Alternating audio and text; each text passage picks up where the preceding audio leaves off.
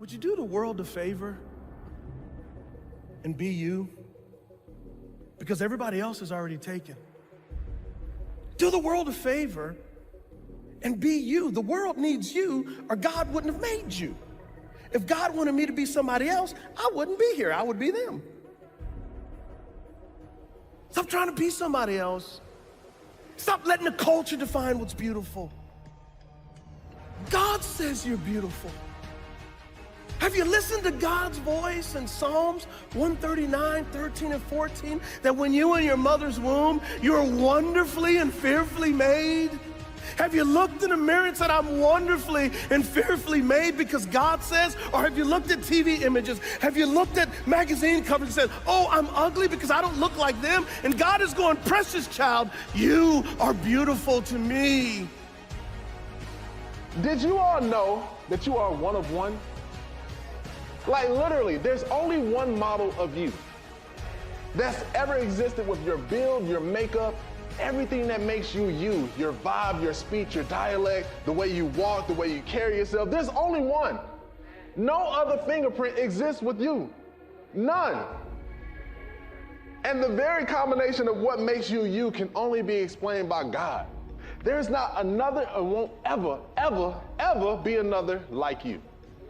I want you to take note of that because a lot of times we count ourselves out because we might compare ourselves to someone else. We might compare our stories to someone else's. God not looking at you, looking to you to duplicate somebody else. Each of us is an original. One of one. Each of us is an original. So don't look at somebody else and say, man, I wish I could. I wish I had my life like them. The reality is you have a life like you and you haven't even tapped into it. Do you not realize how beautiful you are? Do you not realize how capable and qualified you are?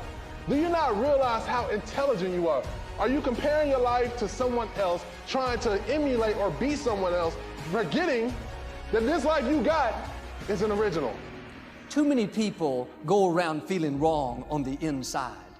They don't really like who they are. They focus on their faults, weaknesses. They're constantly critical toward themselves. That recording of everything they've done wrong is always playing in their mind. Don't go around being against yourself.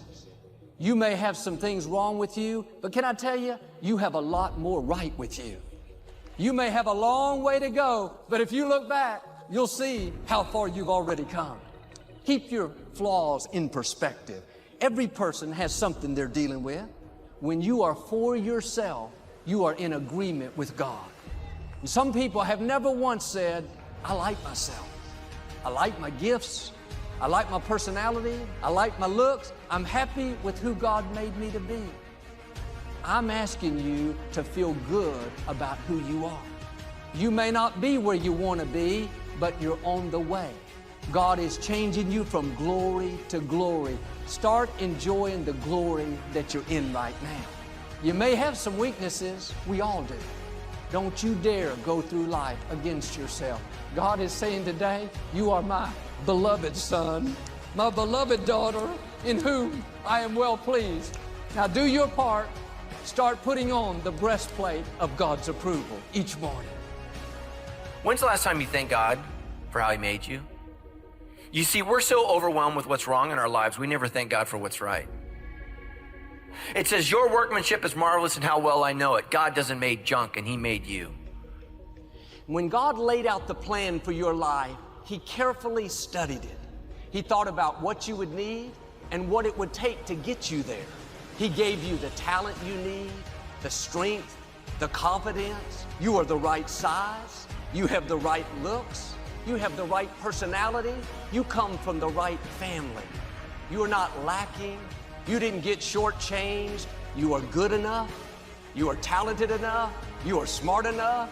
You are attractive enough. You have been fearfully and wonderfully made. You're more beautiful than you can see. You have no idea how beautiful you are. It's true. God made you beautiful. You're beautiful. You're attractive. You're one of a kind. You've been crowned with favor. You're a prize. Have an image of victory. You're not weak. defeated, overcome by problems. You're a warrior. You've been armed with strength for every battle. You are full of can-do power. The forces that are for you are greater than forces that are against you. You're stronger than you know. Stronger than you know. You're settling for so much less. Life is hard, and do you know why it is? Because God made you strong.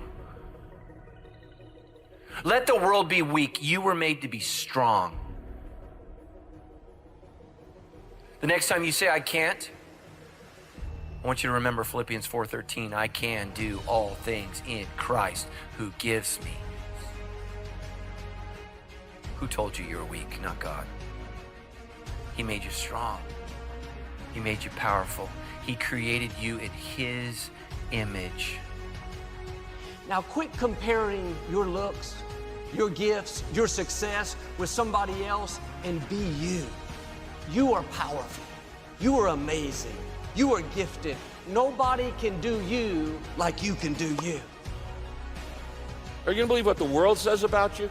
That unless you look a certain way, unless you talk a certain way, unless you do certain things, unless you cave into certain moral issues, unless you believe certain things, you don't matter, you're worthless. Are you going to believe what God says about you? Some of those two, one of those opinions isn't going to matter in eternity. Yes, it's good to admire people. It's good to celebrate their gifts, but don't get so caught up in who they are that you forget who you are. You are gifted. You are talented. You are one of a kind. Some of you believe this. You believe you're not talented and you're not gifted. And you know why I know that? Because that's what I used to think. I never thought I was going to be anything. I never thought I was gifted. Just because you don't see your giftedness yet doesn't mean it's not there. But God doesn't create anyone without putting something significant on the inside. That's why the enemy works overtime to try to make you feel like you're not enough. I'll end with this poem by Russell Kelfer. You are who you are for a reason. You're part of an intricate plan. You're a precious and perfect, unique design called God's special woman or man. You look like you look for a reason. God made no mistake. He knit you together within the womb, and you're just what He wanted to make. The parents you had were the ones that He chose, and no matter how you may feel, they were custom designed with God's plan in mind, and they bear the Master's seal. Know that trauma you faced was not easy. It wasn't easy. And God wept that it hurt you so. But it was allowed to shape your heart so that into His likeness. You are who you are for a reason. You have been formed by the Master's rod. You are who you are, beloved, because there is a God.